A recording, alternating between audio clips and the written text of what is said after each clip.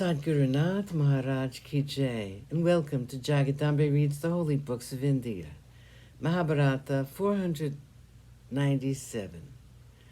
As you may remember, Radheya was still struggling. Krishna said, Arjuna, you must hurry. You must kill Radheya before he comes back to the chariot. Arjuna took up an arrow which was like a thunderbolt. Looking at it, the Kauravas lost hope. Arjuna invoked the divine Astra, and fixing the arrow to his bow, he pulled the string to his ears. He released the arrow. The sky was illuminated by the splendid arrow as it sped on its way. Radheya was bending down. His arms were still trying to lift up the chariot. The arrow of Arjuna came very near him. Radheya just looked at it, and even as he was looking at it with a smile of sheer contempt in his eyes, it cut the head of the great Radheya. The head of the great commander of the Kaurava army fell on the ground, like the sun suddenly descending to the earth. His handsome face still bore the smile, and his lower lip was caught between his teeth in his effort to raise the chariot. A glow left the body of Radheya and went upwards into the sky. There were some who could see this. The glow went slowly, so slowly that it looked as though it were unwilling to leave the beautiful body which had held it for so many years. Chapter 10, The King, a picture of woe. Radheya was dead. There was nothing left on the earth after that. All that was beautiful and noble died with Radheya. It was the afternoon of the 17th day of the Great War.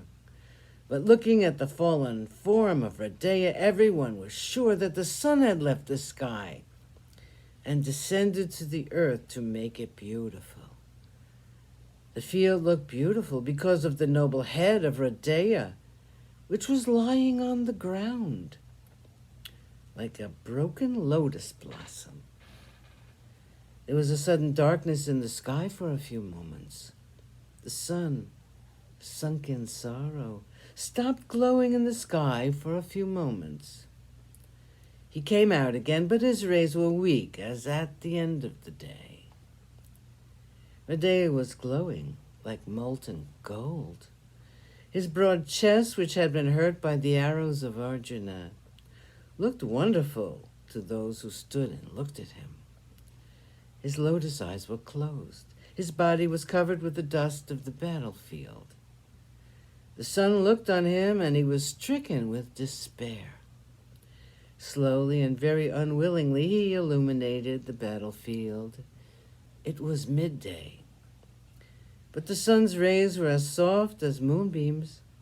So great was his sorrow at the death of his unfortunate son. Shalya drove the chariot without its banner and without its owner to the camp. He found that the dreadful chariot had come out of the mire of its own accord. It looked as though nothing had happened to it. Shalya was not able to see because of the tears that welled up in his eyes. His ears were deafened by the roars in the Pandava army. He could not bear to hear the sound of conches and trumpets, which were blaring forth the victory of the Pandavas. Shalya hurried to the presence of Duryodhana. The king was a picture of woe. His heart just broke when he saw the fall of the greatest of all men. He did not dream that Radheya, his dear Radheya, would die that day. He remembered the night before when Radheya came to him again from the doorway of the tent and embraced him.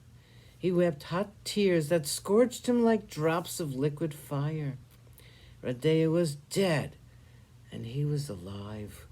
He had not grasped the full truth. Slowly he realized that he was alive in a world which had no place for Radheya. Sadgurunath Maharaj Ki Jai. Thank you for coming. I hope you come again.